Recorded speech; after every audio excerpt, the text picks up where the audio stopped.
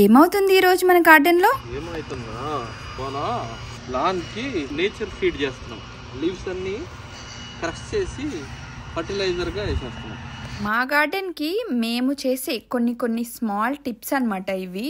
Usual గా మనం lawn move చేసినప్పుడు గ్రాస్ ని తీసేసి పక్కన మేము కాంపోస్ట్ కి యూజ్ చేస్తూ ఉంటాము. కానీ ఇప్పుడు చేస్తున్నది ఏంటంటే లీవ్స్ ని మొత్తము క్రష్ చేసేసి గడ్డిలోనే కలిపేస్తున్నారు అనమాట. ఇలా మా ఈ సీజన్ లో పడిన ఎండాకులన్నీ లాన్కి ఎరువు అయిపోయినాయి. సో ఇట్లా నేచర్ తో కలిసిపోయి నేచర్ లో కలిపేస్తాం అండి ఆర్గానిక్. మోస్ట్లీ ఆకులన్నీ రాలిపోయాయి, సో అన్ని గ్రౌండ్ లో కూడా కలిసిపోయాయి అన్నమాట.